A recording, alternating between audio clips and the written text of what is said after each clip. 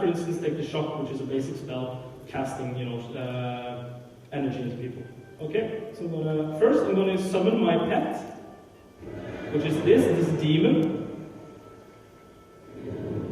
And this nice girl here is called a succubus, which is, you probably know it from fantasy literature and so on. And as you can see, of course, what we're aiming for in Conan is to create a mature experience. And this is like the pinnacle of mature experiences. So you have, for instance, this woman here who's like bare-breasted, and that's one of the things that we're trying to do with Age of Conan is create a mature experience, because we're one of the first mature online games. So that means bringing in violence and sex and all these different things that you ordinarily don't see in online games. So she's actually already doing some killing for me. So I can, for instance, try and storm change this guy.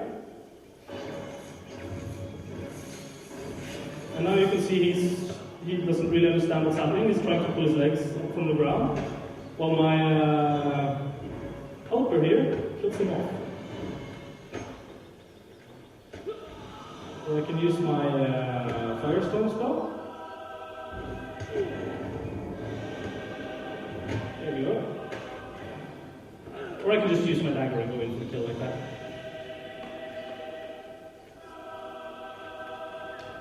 So I'm going to turn into another character, just to show you some different options.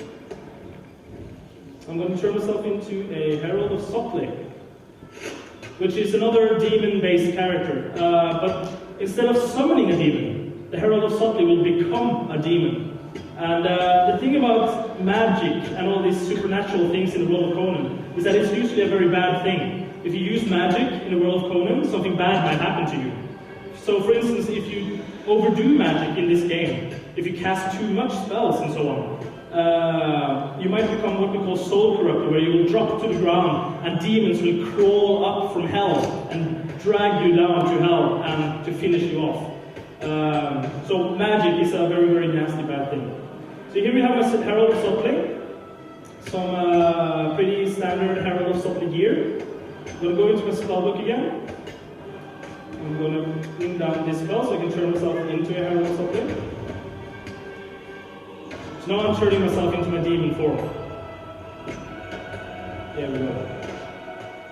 So now I'm a demon. And as a demon I do more damage, I get access to more different abilities that I don't have as a human. So this is the Herald of Sotley's primary tool of death, so to speak.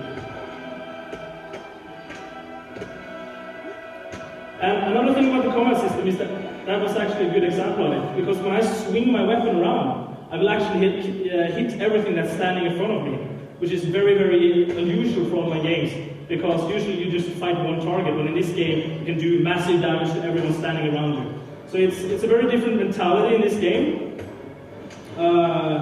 where instead of just going off and picking up one-on-one, you rush into a group of enemies, swinging your sword, screaming in front of your computer, just killing many, many people at once. So it's a completely new way of thinking about MMOs. I'm going to move on a little bit. Again. There we go. I'm going to now jump into a dungeon in the game. Dungeons is of course a big part of the world of Conan. There's lots of dark, cruel, horrific places in the world that you can explore. If you stumble upon a hole in the ground in the world of Conan, it usually, conceals some greater evil. A passageway going into the center of the earth almost. The residence of all these terrible creatures.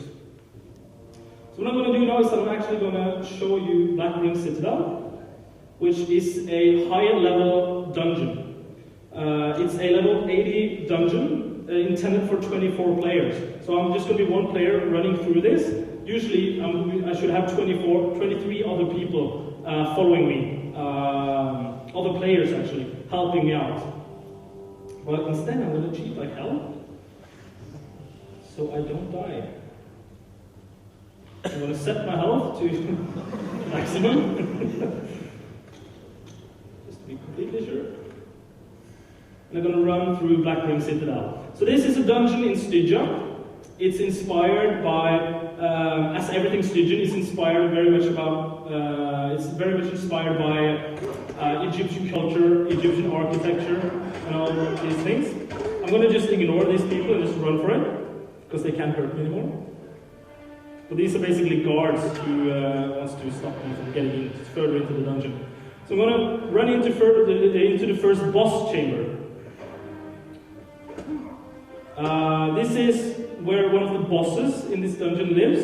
This guy here. He sort of, what he does is that he makes statues like this, and when players come in to attack him, these statues come alive and they attack the players and so on. So we try to give everything a certain story. Try to make everything have a meaning. So when you go into a dungeon, it's not just about killing things. There's actually a story hidden in there somewhere. I'm going to cheat again. Just want to show you when he dies, of course, he dies in a fountain of his own blood. Again, very Conan-esque, and we try to bring all these elements into the game, just make it more grotesque. So, and of course, out of his body comes an even bigger demon, a bigger danger that you have to face off and you have to kill. I'm going to kill him as well. I'm going to kill everyone here. Poor people. I'm going to run deeper into the dungeon.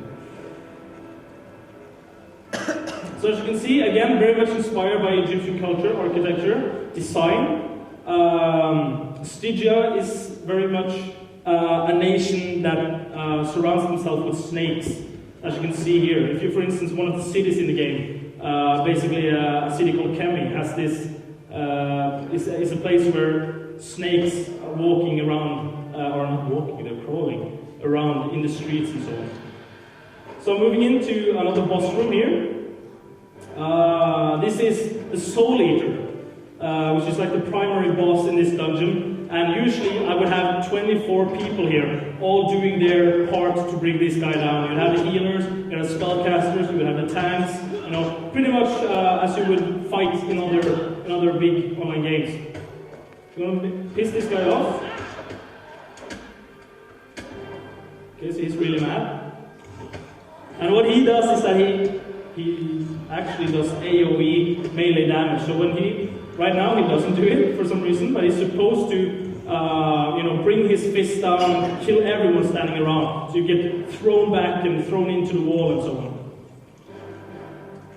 But he doesn't want to do that. So I'm just going to kill him. There we go. So there we go. Okay, so that's pretty much what we have to show here. I'm running out of time, so I have to cut it short. But what you see here is just the very, very basics of Age of Conan, the basic gameplay, picking up things, fighting, spells, all these different basic things. But the world of Age of Conan is so much more. Our game director usually says that we're sort of making 4 games in one. Because it's not just about running around killing things, it's not just about, gaining things and so on, but we also give the players the opportunity to build their own things, to build their own world. So in this game, player guilds can actually construct their own cities. They can create something we call battle keeps, which is like castles that they can construct, and they can fight over these different things. They can, bring down the walls with catapults, storm in with hundreds of players, rushing in, meeting each other on a battlefield, and just fight as you would in, for instance, see in movies like Braveheart and so on. But that's for another time. Perhaps next time when we're in Tromsø we can show you that.